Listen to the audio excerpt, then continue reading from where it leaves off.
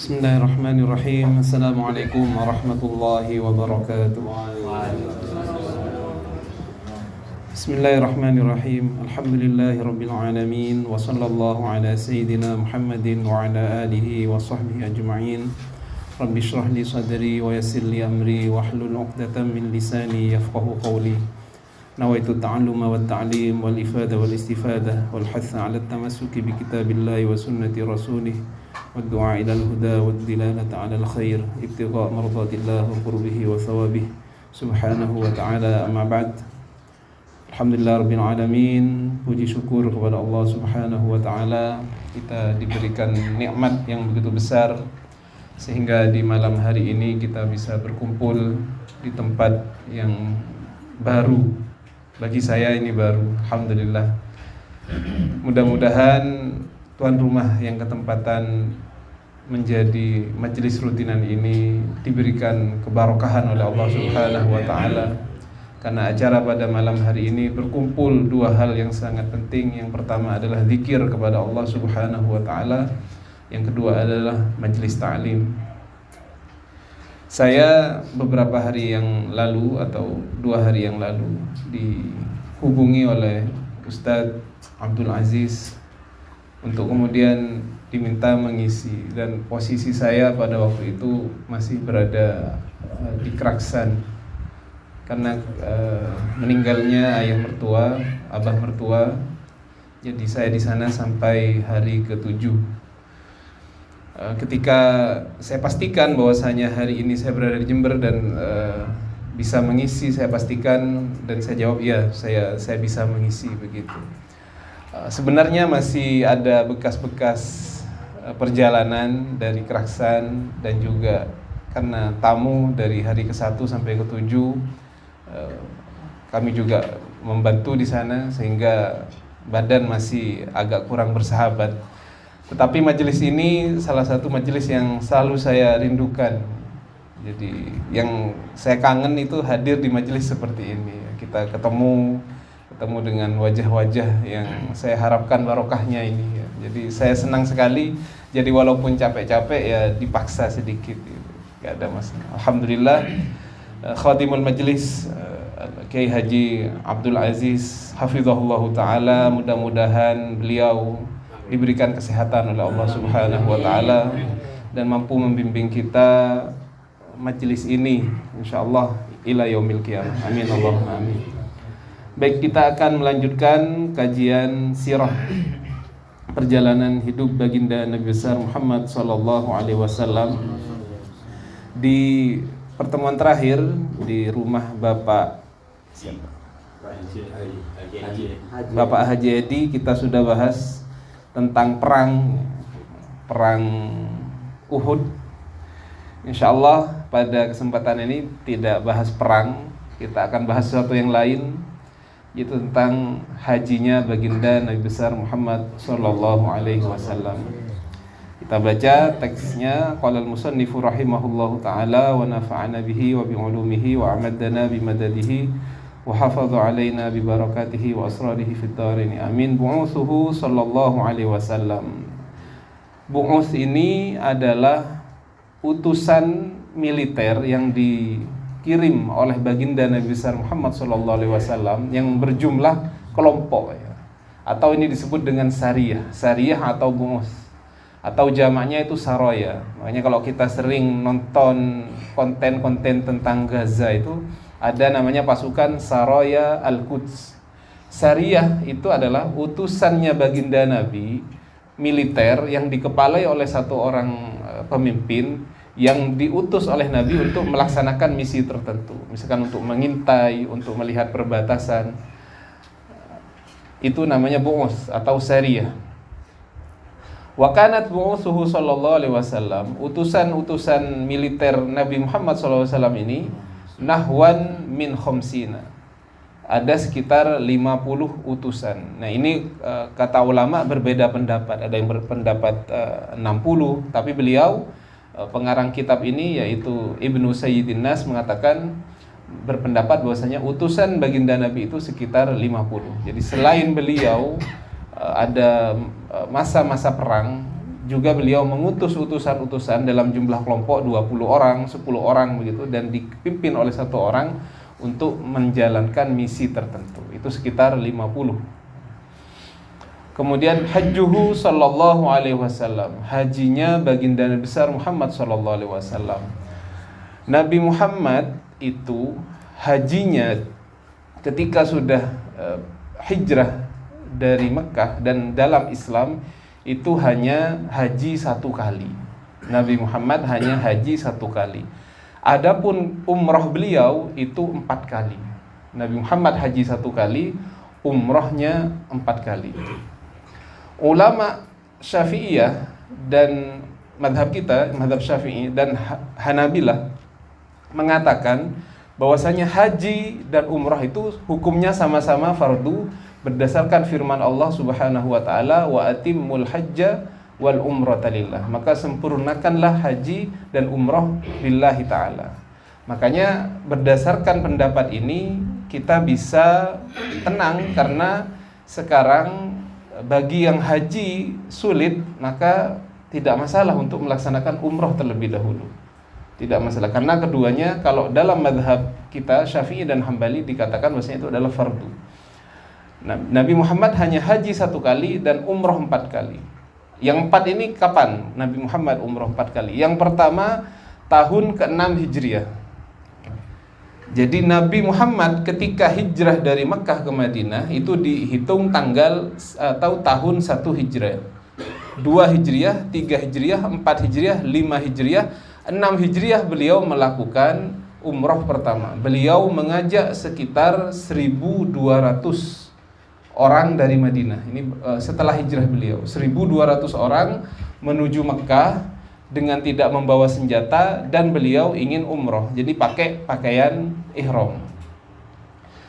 Menuju Mekah lah Nabi Muhammad di tahun 6 Hijriah ini, dan beliau membuat kemah di tempat namanya Hudaybiyah, dekat dengan tempat namanya Hudaybiyah. Nah, ketika sampai di Hudaybiyah, beliau mengutus salah seorang sahabatnya, itu Sayyidina Utsman ibn Affan, untuk meminta izin kepada orang Mekah, orang kafir pada waktu itu, kafir Quraisy, agar Nabi diperbolehkan untuk melaksanakan umroh beserta rombongannya 1.200 orang ini. Tapi ternyata jawaban dari orang-orang kafir Quraisy pada waktu itu, mereka tidak memberikan izin kepada baginda Nabi. Padahal baginda Nabi datang ke sana tidak membawa senjata, dalam keadaan berihram, dalam keadaan ingin umroh saja, 1.200 orang. Akhirnya singkat cerita, ada seorang utusan dari kafir Quraisy bernama Suhail yang kemudian melakukan perjanjian dengan baginda Nabi besar Muhammad SAW, dan perjanjian ini dinamakan dengan perjanjian Hudaybiyah. Perjanjian Hudaybiyah. Apa salah satu isi perjanjian ini? Bahwasanya tahun itu Nabi tidak diperkenankan untuk umroh dan boleh umroh pada tahun setelahnya. Isi perjanjiannya juga misalkan apabila ada dari golongan kafir Quraisy yang masuk Islam, maka harus dikembalikan. Tapi kalau ada orang muslim yang kemudian berubah menjadi pengikutnya orang kafir, itu tidak boleh dikembalikan. Dan ini perjanjian perdamaian, namanya perjanjian Hudaybiyah. Ada beberapa cerita di perjanjian Hudaybiyah ini biar kita tahu perjanjian Hudaybiyah, yaitu ketika Suhail dan Nabi Muhammad SAW ini menulis sebuah perjanjian, ditulis begitu ya. Ketika dikatakan Muhammad Rasulullah, katanya Suhail, saya mengenal kamu, kalau tulisannya Muhammad Rasulullah berarti saya mengakui kamu sebagai Rasulullah. Hapus ini tulisan Rasulullah, hapus katanya di perjanjian itu. Nabi Muhammad, beliau itu ummi, tidak bisa membaca, tidak bisa menulis. Akhirnya beliau memanggil sahabatnya, yaitu Ali ibn Abi Thalib. Katanya, Rasulullah, hapus tulisan Rasulullah, ganti Muhammad bin Abdullah. Muhammad Rasulullahnya disuruh ganti Muhammad bin Abdullah. Itu kan Sayyidina Ali disuruh. Tapi apakah beliau kemudian katanya, sungguh saya nggak akan pernah menghapus tulisan Rasulullah itu. nggak mau, diperintah oleh Rasulullah nggak mau, disuruh menghapus Muhammad Rasulullah nggak mau. Akhirnya Rasul nanya, mana tulisan Rasulullah? Ditunjukkan oleh Sayyidina Ali, beliau sendiri yang menghapusnya, diganti Muhammad bin Abdullah. Nah, ini salah satu perjanjian di perjanjian Hudaybiyah. Nah, ini akhirnya Nabi karena tidak diizinkan masuk kota Mekah, akhirnya beliau menyembelih dan bertahallul, menyembelih hewan yaitu kambing dan juga unta, kemudian bertahallul, dan ini dianggap sebagai umroh pertama baginda Nabi besar Muhammad SAW. Itu yang pertama. Yang kedua, umroh qadha. Yang kapan? Karena tahun 6 Hijriah beliau dilarang untuk umroh, akhirnya tahun 7 Hijriahnya beliau bersama rombongan yang tadi 1.200 nambah 200 orang lagi, berarti menjadi 1.400 orang rombongan dari Madinah menuju Makkah untuk umroh qadha ini, karena sudah memang perjanjiannya seperti itu. Akhirnya orang kafir Quraisy, karena ada rombongan dari Madinah yang akan haji 1.400 orang kafir Quraisy ini mengungsi. Ada yang mengungsi ke gunung-gunung dulu, ada yang mengungsi ke lembah-lembah untuk membiarkan Nabi Muhammad SAW umroh pada waktu itu. Jadi mereka mengungsi begitu ya, mengungsi untuk membiarkan Nabi Muhammad 3 hari berada di Mekah, kemudian pulang ke Madinah. Maka ini umroh kedua baginda Nabi. Yang pertama tadi tanggal 6 Hijriah, kemudian 1 tahun setelahnya yaitu tahun 7 Hijriah. Yang ketiga, umrohnya baginda Nabi besar Muhammad SAW adalah 1 tahun setelahnya, yaitu pada tahun 8 Hijriah. Tahun 8 Hijriah ini adalah Fathu Makkah. Fathu Makkah ini adalah ketika Makkah kemudian dikuasai oleh muslimin sepenuhnya. Ini ceritanya begini. Jadi ada namanya Bani Bakr. Bani Bakr ini bersekutu dengan kafir Quraisy. Bani Bakr ini sebuah suku yang bersekutu dengan kafir Quraisy. Ada suku yang lain yang kemudian di bawah perlindungan orang muslim bersekutu dengan Nabi Muhammad, namanya Bani Khuza'ah. Bani Khuza'ah. Tadi kan di perjanjian Hudaybiyah mereka sudah sepakat untuk tidak saling menyerang.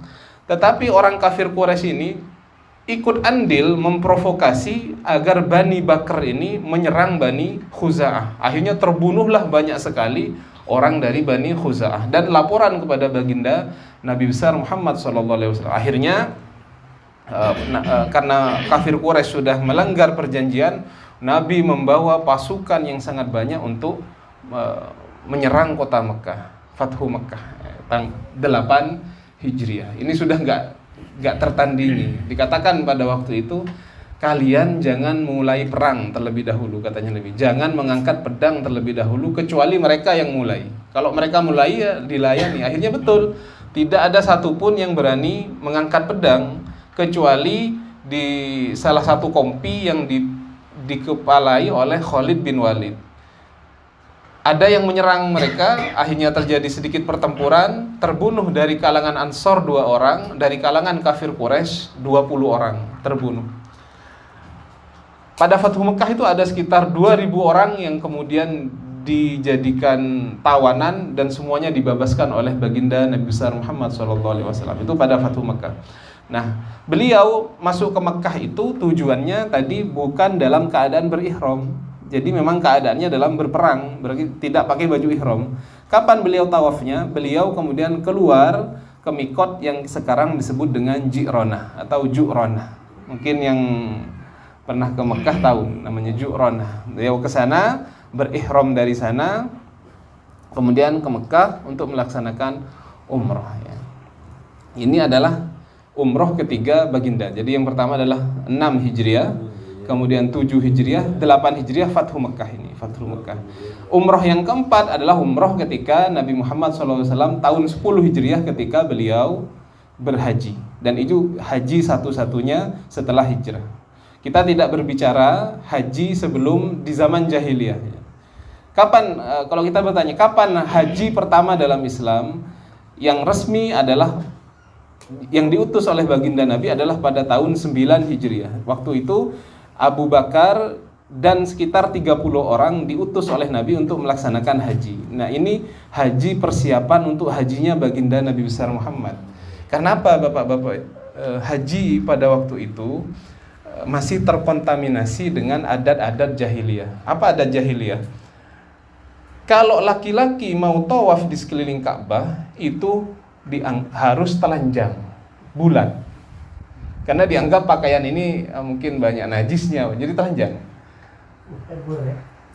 Siang hari, jadi kelihatan semua. Perempuannya kapan? Malam hari, telanjang juga. Nah ini persiapan sehingga ketika Nabi Muhammad haji pada tahun 10 Hijriah itu agar Nabi sudah nggak ngelihat kondisi ini. Jadi tugasnya Abu Bakar pada waktu itu untuk mengkondisikan, jangan sampai nanti, dan juga menghancurkan sisa-sisa berhala yang ada di Mekah pada waktu itu. Ini pada tahun 9 Hijriah, sekitar 30 orang berhaji. Nah Nabi Muhammad pada 10 Hijriah itu yang kita sebut dengan kemudian Haji Wada atau Hajjatul Islam, karena Nabi Muhammad tidak berhaji selain ini. Makanya dalam Haji Wada ini Nabi mengatakan khudhu anni manasikakum, ambil dariku manasik haji kalian. Jadi ini adalah haji baginda Nabi besar Muhammad SAW satu-satunya. Wa hajja sallallahu alaihi wasallam ba'dal fardil haji hajjatan wahidatan. Dan berhaji Nabi Muhammad SAW haji wajib ya, hajjatan wahidatan, satu kali. Wa qabla dzalika marrataini. Sebelum itu Nabi pernah berhaji 2 kali. Berarti masih di zaman jahiliyah. Di zaman jahiliyah Nabi pernah berhaji 2 kali, tapi di masa Islam Nabi hanya berhaji 1 kali. Wa kharaja sallallahu alaihi wasallam fi hajjatil wada naharan ba'da an tarajjala. Wa kharaja, dan keluar Nabi Muhammad SAW pada haji wada itu pada siang hari, ba'da an tarajjala, setelah beliau menyisir rambutnya. Jadi beliau siang hari menyisir rambutnya begitu. Waddahana, dan memberikan minyak kepada rambut itu. Watatayyaba, dan beliau menggunakan wewangian. Jadi dalam haji itu ada namanya ihram, Bapak-bapak. Ihram itu adalah seperti dalam sholat kita mengenal namanya takbiratul ihram. Kita lihat dalam sholat, takbiratul ihram. Sebelum takbiratul ihram, kita boleh masih minum teh. Sebelum takbiratul ihram dalam sholat, boleh makan pisang. Tapi kalau sudah Allahu Akbar, minum teh, batal sholatnya.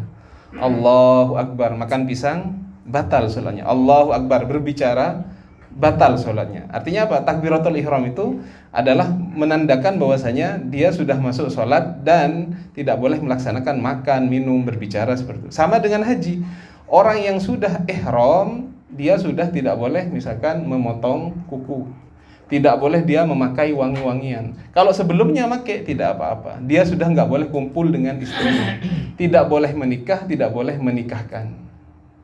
Jadi itu sudah nggak boleh bagi orang yang berihram. Jadi ini dilakukan Nabi.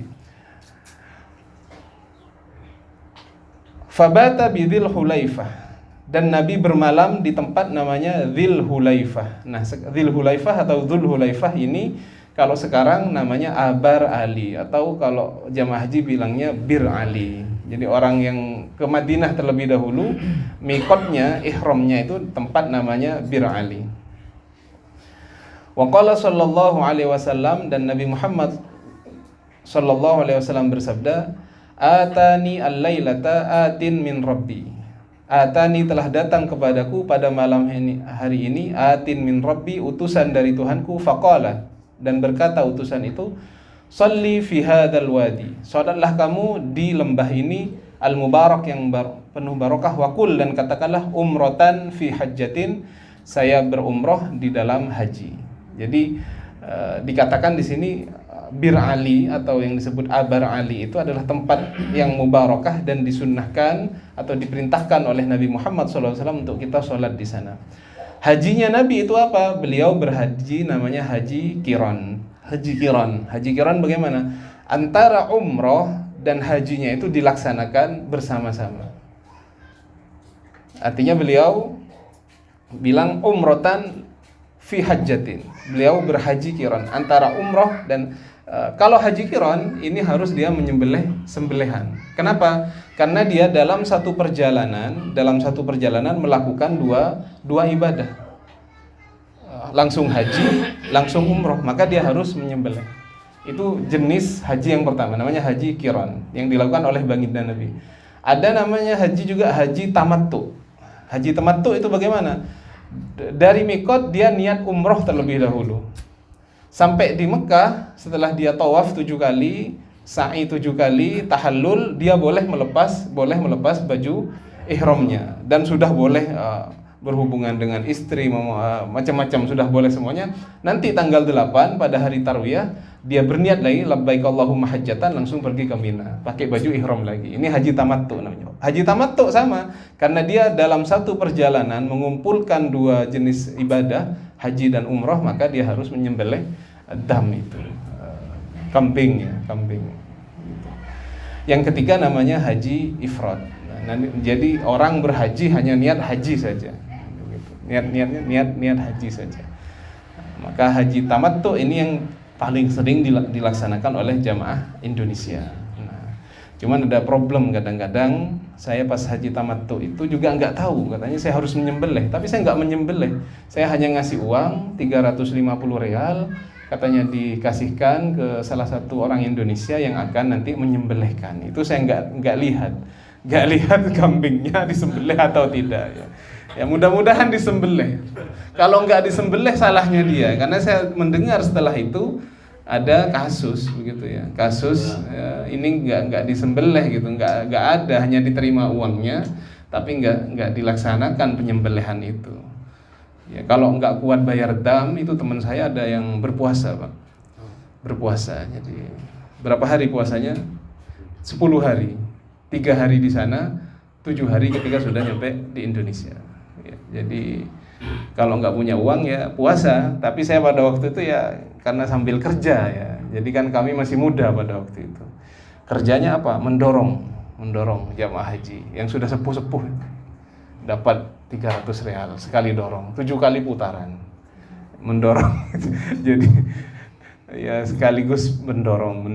Yang sepuh-sepuh kan nggak bisa tawaf. Ya, jadi kami mendorong pada waktu itu. Karena saya ingin tinggal lebih lama di Madinah pada waktu itu, akhirnya juga kerja di kargo. Jadi yang bagian ngangkut itu orang Bangladesh, saya bagian ngitung koper itu. Ini 30 kilo, saya tulis 30 kilo. Orang Bangladeshnya yang ngangkut. Itu mohon maaf sampai apa di sini? Sampai ya terkelupas kulitnya itu. Nah, itu mereka karena kerjanya keras, itu langsung bilang baksis gitu. Aduh. Saya mau ngomong gimana sama jamaah haji ini, kan gak enak gitu kan. Padahal mereka sebenarnya sudah bayar, itu enggak usah bayar lagi. Akhirnya ya kami Pak, mohon maaf Pak. Ini teman saya tuh pinter ya. Ini Pak, yang ngangkut barang ini dari negara Burma Pak. Ini kaum muslimin di sana tertindas. Kalau mereka balik ke negaranya ini dibunuh Pak. Ini kan Myanmar kan kasus itu. Iya, Rohingya apa itu ada dari situ. Oh yang gitu Mas, akhirnya bayar Mas. Ada yang ngasih 2 real, 5 real. Oh pinter ini kata saya. Kan gak enak kita meminta satu jamaah harus bayar.